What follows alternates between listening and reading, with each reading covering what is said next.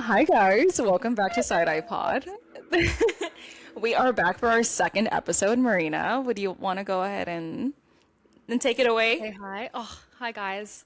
We really missed this. We launched the first episode and then we went MIA, not on purpose. It just like the learning curve of starting a podcast. There's so many tiny things you would never, So much.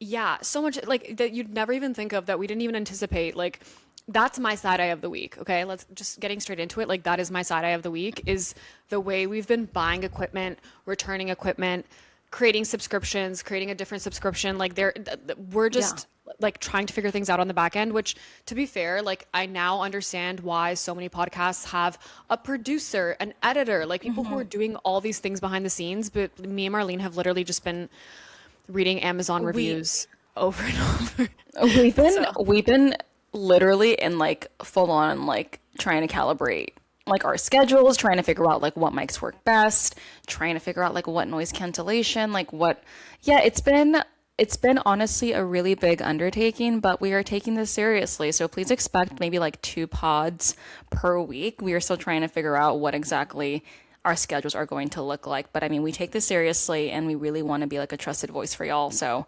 I'm really excited. But yeah, I will say my side eye was for sure figuring everything out, but I will add another one in. Spencer Pratt is my really big fucking side eye of the week. Huge. Like Spencer Pratt, LA Mayor race. What in the anyways. dude. Yeah, I don't know. I think there was like a meme that you saw, Marina. I was like, Yeah. yeah, it is. Honestly, it's so, I know we say this all the time. That's just the state of politics right now. Spencer Pratt is so deeply unserious as a mayor. Mayor of Yeah, what? The third biggest city on the continent? S- Like that's, hello? yeah, I yeah. did, No, sorry, it's it wasn't a meme. Do you know what it was? Oh, it was a Threads post by traveling nurse Lex. She said, I screenshotted it. She said, Spencer Pratt burned through $10 million of fortune due to his belief in the Mayan apocalypse and spent $1 million on crystals. He took 10 years to finish his undergraduate degree. He has no experience in government and went bankrupt twice. His own sister publicly accused him of drug use, physical assault, and involvement in a cult during his signature gathering campaign. Like, yeah, that, it's it's it's bad. It's be for bad. real. But and I think what is just kind of really intense and I mean I wouldn't even say scary, but I mean just the fact that there is even people are taking him seriously. They're like, yeah, like he's I mean, Republicans are Yeah. throwing money at him right now, right? Um Yes. it's really it's just wild. So that's Yeah. all I will say about that. Yeah, we can just get straight into things because there's so much going on that we were like, what are our main well, like what is irksing us? Like what are the things that we have to talk about right now? I would Yeah. say first and foremost, I'm just gonna get us right into it. As you may know, there's this thing going around called Democrat derangement syndrome. It has that title for a reason, like a totally valid reason. It is literally Democrat derangement syndrome. And there's always like new people to diagnose popping up on the scene. And this week it's our king, our fearless leader, Ken Martin, the chair of the Democratic National Committee. Literally our Chair of fearless the leader. DNC. Mhm. Woo. So, as everyone Yeah. knows, as everyone's seen, as we've all talked about and giggled about, he went on Pod Save America and gave an interview as to why the DNC did a report. They did an autopsy report explaining, well, allegedly explaining why they didn't win the 2024 election, what the biggest lessons were, what the main reasons were that they lost. And they went around the country interviewing a bunch of people, gathering a bunch of data, getting, an analysis on all of that. And they have this big report that they've now completed and they refuse to release it. Yeah, it's a full-on autopsy that like was promised to all of us, right? To be like to kind of give us a diagnosis as to what happened in 2024. Why did we lose? It was really hard to watch, but I want to go ahead and also show it to you guys so you have an idea of Yeah. just how bad. Because it's one thing to see the headlines and see what Ken Martin didn't say, but let's roll the Yeah. clip. Roll the clips. On this show in August, you told me this about releasing the review, quote, "We have to do it to give people who invested so much time, energy, and money a sense of what happened and why we lost. Correct. Especially why we lost. So what changed between August and December? I understand there are lessons, but those are not the full report. Why not release the full report? What's in the report that you wouldn't want first off, to publicize? there's no smoking gun in the report. And I know that's what everyone's so eager to learn. The smoking gun. Guess what, John? But if there's no smoking gun, why wouldn't you just release it then? Because we want to keep the focus on the lessons. People believe there's some sort of magic silver bullet in there that's going to solve all of our ills at the Democratic Party. There's not. And I understand. I don't think there's going to be a magic silver bullet, though. Who thinks that? No one thinks it's good. No one thinks there's a magic silver bullet. It's a 200-page report. You interviewed people in 50 states. You spent a lot of donor money on it. I think people are probably wondering, like, we didn't spend a lot of donor money on that, and that's just inaccurate. You spent a couple $100,000 on it, right? No, we did not. It was a free report? We did not spend a couple $100,000 on that. The person and people who were involved in it were not paid to do this work. And I want to be very clear. There's nothing that changed from what I said on the campaign trail to now, which is when you were on the campaign trail and you talked about definitely releasing an autopsy and criticized the DNC for not releasing an autopsy in 2016. In your mind, you thought, I'm going to do one, but only release certain lessons and not the full report? No, what I said at the time is exactly what I've been saying now, which is we have to focus on the things that help us win the future elections. We have to focus on those lessons. We have to do this exercise, by the way, of conducting this analysis so that we actually learn what happened, not just in 24, but in the years preceding that, John. And so that's where our focus is. Yeah, that was that. Like, we didn't make that up, you guys. Like, that's the ABDA. You can go watch the whole thing if you want. Like, those are like probably the worst parts in our opinion. But we're not just like exaggerating for no reason. Like that was a hard thing to watch for anyone, whether you're into this stuff or not. And he was in very friendly territory. Like, you're amongst fellow like liberals, like, you know what I mean? And Jon Favreau really went in on him. Like, he asked a lot of really good follow-up questions, but it's crazy because all parts of that interview were bad. The substantive part was horrible in the sense of, like, he gave really bad answers. And there were moments where he just, we can't say he lied. We don't know anything for certain, but he definitely wasn't telling the whole and complete truth. Like, when he said, why did you guys waste all this money on this report, on this autopsy report, if you're not going to release the findings? And Ken Martin goes, oh, well, we didn't waste money on it. What do you... Yeah. What, it didn't cost money to make this? Like, what it probably cost a lot of money to make this. Like, I've worked at organizations that have done similar reports they cost hundreds of thousands of dollars sometimes, depending on how expensive it is. Like, of course you spent money on this, but let's say we give him the benefit of the doubt and we're like, okay, they did this internally, so they didn't hire any external consultants or something like that, and that's what he means. Then just say that, Ken. Like, don't like double down and be like, this was for free. Like, it was not for free. Of course you spent money on this. So there's like a level of inauthenticity that he gave in that interview that was just like, nothing was believable. Honestly, everything to a T as to what you said, because, I think what really bothers me about Ken Martin was because he is someone who I had a lot of like hope for. He was a really like pro-labor progressive. Like, he was someone who was actively trying to get rid of the consultant industrial complex. Like, I forget when he got the chair seat, but this was someone who, again, was very pro-labor, probably like one of the most progressive like DNC chairs that we've had in a very, very, very long time, or if ever. I think I was like reading somewhere that he's like a product of Minnesota. Like, he's from Minnesota, like the progressive bastion of politics, Minnesota, like Tim Walz, Minnesota. So I just felt like, bro, like, what are we doing?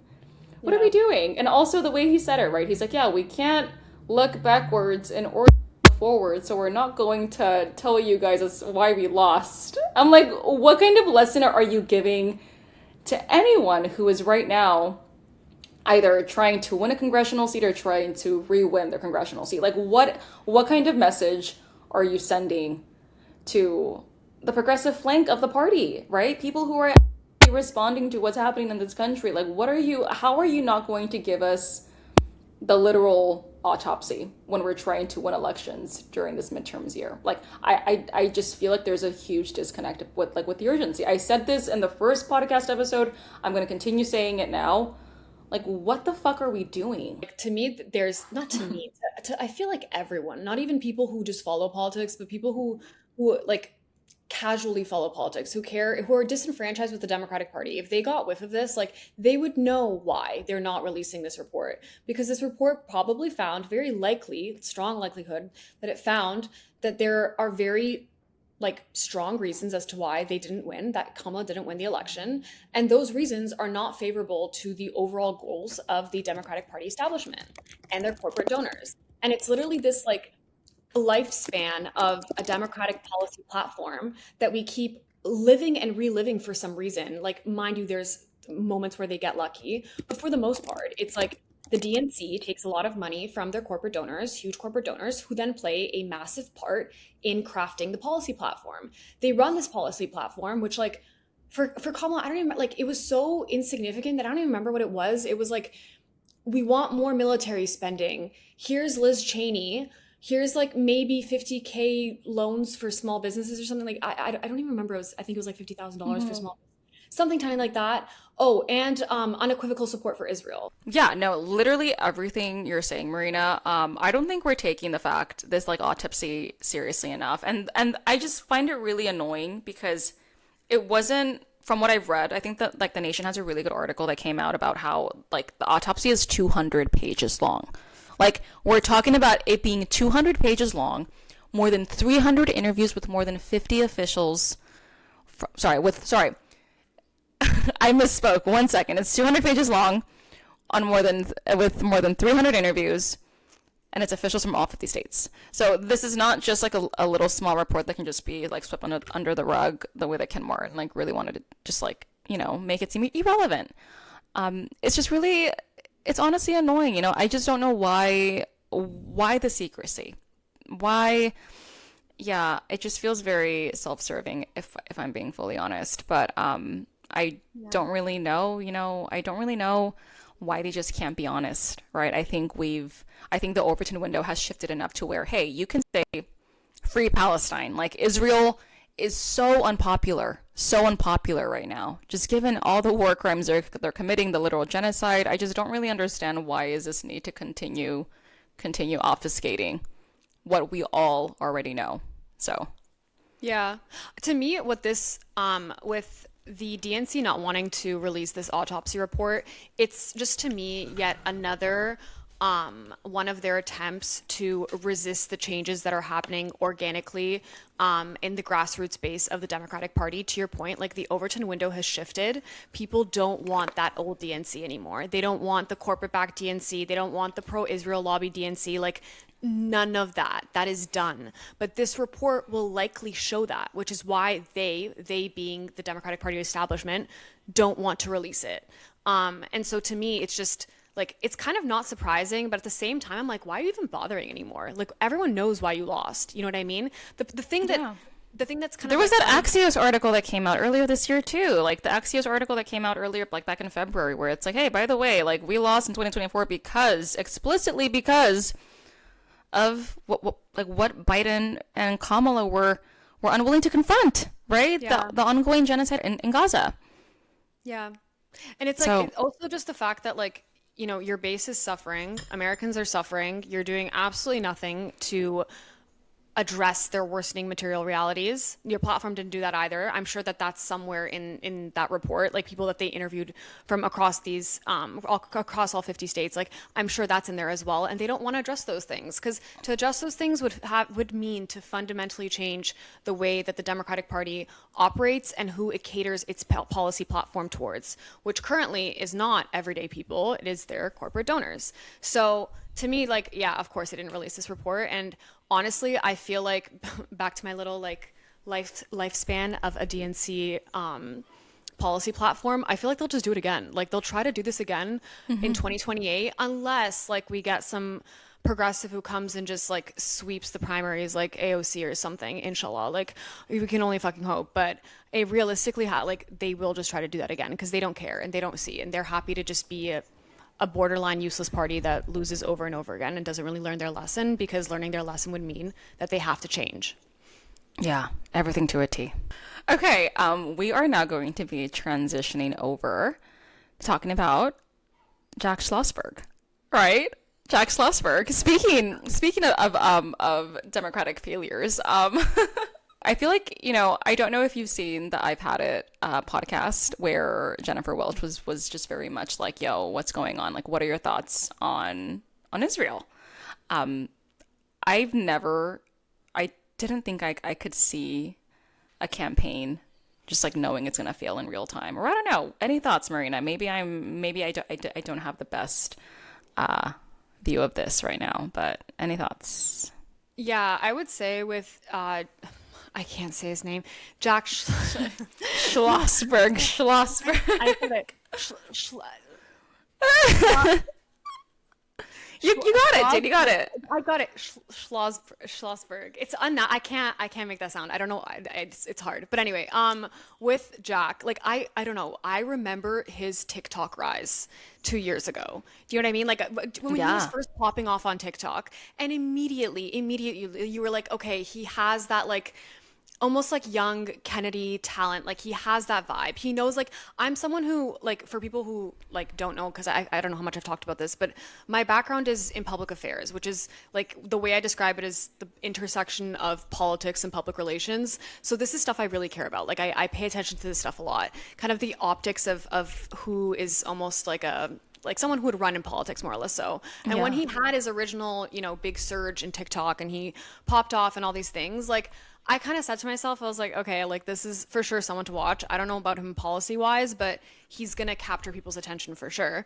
He's young, he's good looking, he's a good speaker. He also knows when to turn on like that relatability, everyday guy vibe. You know what I mean? Like he does a really good job of that, which he has really good, like he has really good bravado, like 100% like really good bravado. He knows when to turn it on and off. I mean, is it really surprising the guy's like part of Camelot? Like I think what's really interesting though is like, and I'd love to hear your thoughts on this as well, the fact that he is someone who is through and through a digital native. But I also, again, like to your point, you can be incredibly like digitally native and relatable and be young and like know what is trending, know what audios to pick, but that will never make up for an actual like substantive policy platform. And just because you're young and like you said, like, I mean, the fact that he literally refused to say free Palestine is kind of wild.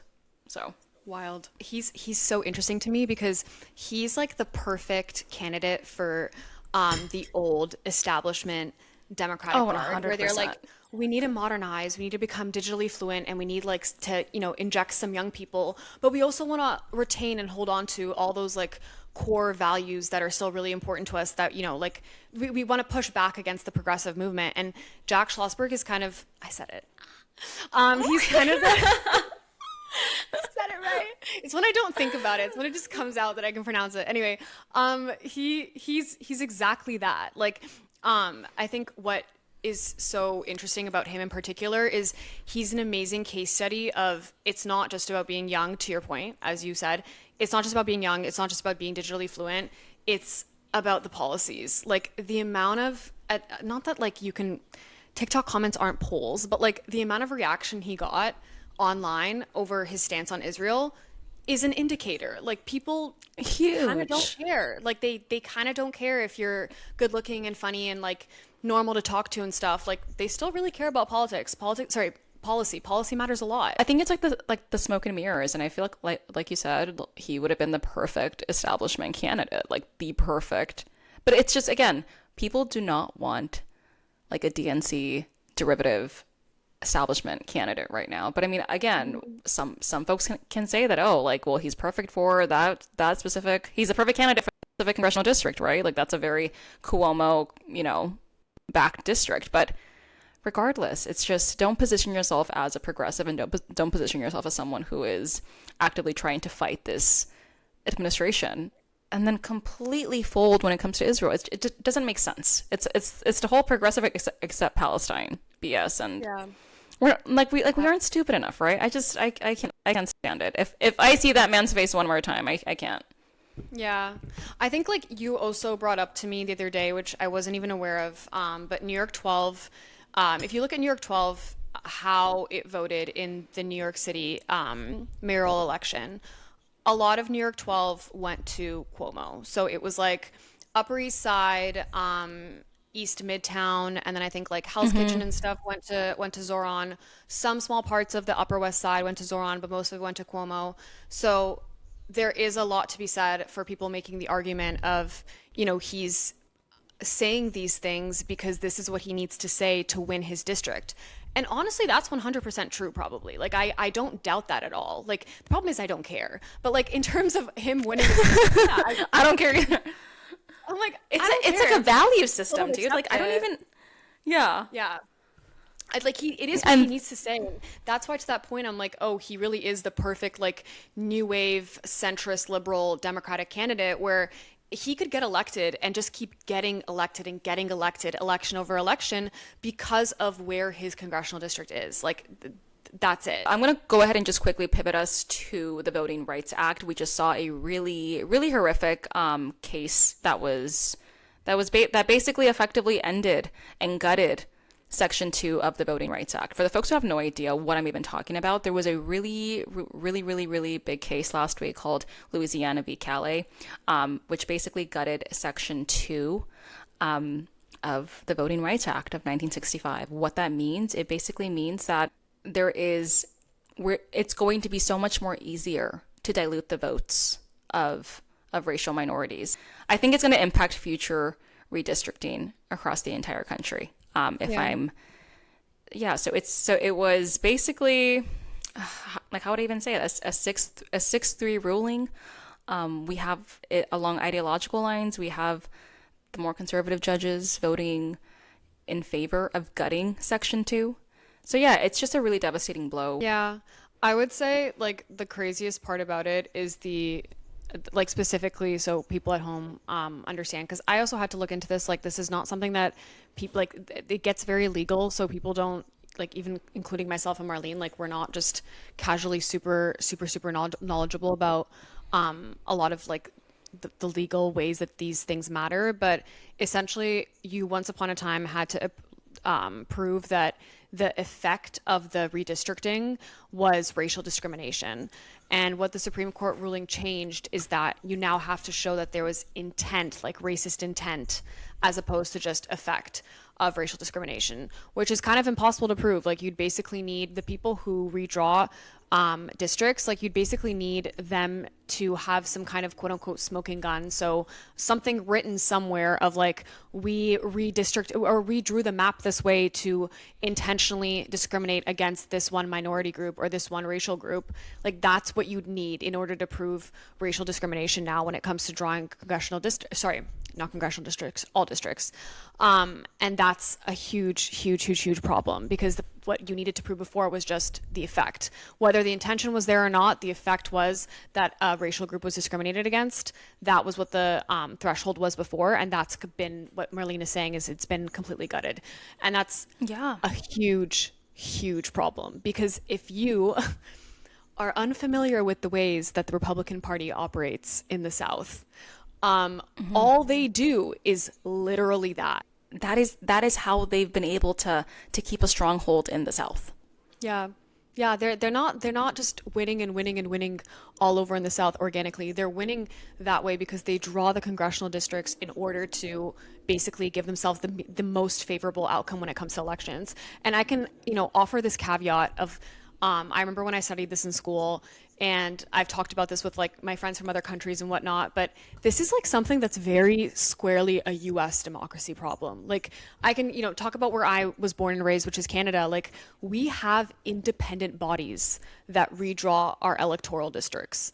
We do not have whoever is the party in power at the moment redrawing their own electoral districts in order to ensure that they keep getting elected back into power. Like, that's insane. And so, like, for the average person at home, like, I just want you to, like, have a visual to picture this. If you have a congressional district, and let's, make it up, it's like these 5 neighborhoods or these 4 neighborhoods, you'd kind of expect it to look a certain way. If you look at electoral districts across the North or in other countries, they kind of look like squares or rectangles, or they kind of just make sense, like, as to how the population is in that area. But if you look at congressional districts in the South, they are these crazy shapes because Republicans draw them so that, like, okay, well, we want, like, to split up this group here so that there's less Democratic voting power here, so that this can ensure that we win this seat here. There's a lot of different ways that they kind of mess around with withdrawing these districts so that, you know, like traditionally black neighborhoods that would vote for the Democratic candidate have less power, that they're all split up and all over the place. Like that's one of the ways that they do that. So I think that this is like the Voting Rights Act is just, it's insane. Like people don't even know what to say or what to comment, because it's truly like we've really hit the bottom of the barrel when it comes to like the last standing pillars of American democracy. They're all kind of crumbling at this point. Yeah. I just think, you know, it's going to be creating just a huge loophole for bad faith actors. It's just, yeah, it's, yeah. And I think like, I think folks, you know, they can ask themselves like, why did the VRA like still matter? I mean, for a lot of folks, they don't really understand like the historical, importance, like significance of what it means to have the VRA, you know. Of course there've been amendments over the past few decades, but without it, like racial minorities, we're going to be systematically underrepresented, and especially with weakened enforcement. I wish I could fully just tell you what exactly died last week in terms of our voting protections, right? Like it was meant to correct racial exclusion and representation. Yeah, the only thing I would add is that I don't know which article said this, but or like there was a headline that was specifically called the Voting Rights Act ruling a lifeline to Trump, and that's basically essentially what it is. In addition to what's going on with redistricting right now, which Marlene, you can kind of touch on as well with Prop 50 and whatnot, but the redistricting battle that Trump started last year with Texas, of basically realizing that like, hey, the way that things were going right now, the way that public opinion had swayed against him, his horrific approval rating, which I think as of today is at 34% on the economy. That's his approval rating on the economy, which is so bad. And then some of his other numbers like really tanked last week. But what I was going to say is, anyway, this has already started last year with that, realizing like, hey, we're probably not going to do very well in the midterms. Trump started this redistricting battle where he basically got Texas to start like doing out of term redistricting. So redrawing some of these congressional districts to try and get Republicans more seats in the House. Then you had Florida do the same. You had North Carolina do the same. I think Missouri and Ohio are also doing or have done the same at this point. And then, of course, the Democrats started doing the same in order to win some seats back for themselves. So now everyone's doing redistricting. It is literally like just a redistricting free-for-all across the states, which is crazy and really bad. Like in essence, I understand why the Democrats have to partake, because it's like if the Republicans, if we don't, it's like if we don't, we concede. Like we're actively conceding power. I mean, we saw what happened last year with like Prop 50 here in California, where we actually redrew our congressional maps to basically ensure that we have a fair chance at the midterms this year. But now you have them. Now you have Ron DeSantis in Florida, like actively like trying to completely just turn the entire state red. And then of course Texas and like you mentioned other states. It's like it's actually pretty. I mean, we zoom out and stuff. I mean, I'm here in the States, and it's like it's really fucking terrifying, and it's scary. The stakes are real, and then you add on the layer of Louisiana v. Calais, and it's like, you know, it's a broader fight about who gets represented and who doesn't. And as of right now, you know, with the Voting Rights Act being absolutely gutted, you know, we're not going to have the ability to like really fully elect candidates fairly, if ever. Yeah, it's kind of crazy that this is going on. It's a really sad and shitty thing for democracy. Doesn't matter if it wins the Democrats the House and the Senate, that this is the way that you go about the democracy that you're in. Like this is the way you go about winning elections, is redrawing lines to win on, I don't know, like things like that. Is just it's insane to me. Like it's a power grab through and through by the Republicans, and of course this like ideologically aligned Supreme Court. I hope to have more information, hopefully next pod, and maybe give an update. But I mean, again, like they're not going to be banning folks from voting. I mean, they are actively doing like trying to do voter suppression. That's another thing happening in many states, including here in California. But like they're actively trying to manipulate district lines. so that their votes will translate into power. For folks who have, again, saying that for folks who may not have be the most politically inclined, it's really, really sad. So yeah, even in like the Louisiana case, just for reference of how severe this is, the redistricting that'll happen in Louisiana as a result of the Voting Rights Act ruling is most likely reducing the state's Black representation by half, like by 50%. Yeah. That's crazy. Like that's yeah, like that is like that's an area for concern, and it's sad to me that this isn't as common of a topic. Like it's never going to be a kitchen table topic, but like it's not something that people are aware of to the degree that they should be, because it's such an insane erosion of democracy, a democracy that was already very unstable in my opinion. But it's just really bad, and again, this is like, it's just showing again, like, intentional discrimination is going to be so much more harder to prove. Again, this is not going to be a shift from protection to a level of uncertainty that we just haven't had to confront in like since pre-VRA, right? So yeah, guys, this is really important, and I do want to go ahead and to Marina's point, like Black voters are geographically like concentrated in many southern states, and that's what allowed courts to require majority Black districts. And now that the states are going to have much more of a leeway to avoid creating those districts, even when population size would justify them. And so you're going to have fewer districts where Black voters can have that voting power. And now you have legal cover. And that's what the Supreme Court did last week, is give bad actors and frankly white supremacists legal cover to dilute the votes of Black folks, of Black communities.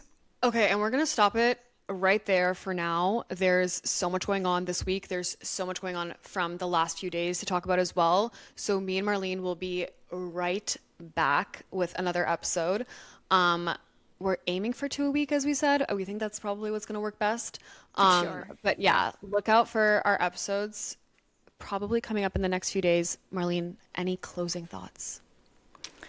Any closing thoughts? Just make sure you guys are registered to vote, because the primaries are, here in California, at least June 2nd is our upcoming primary. So make sure you guys are registered to vote, and make sure you're keeping track of your mail-in ballots. Okay, that's it. Bye, guys. Signing off. Bye.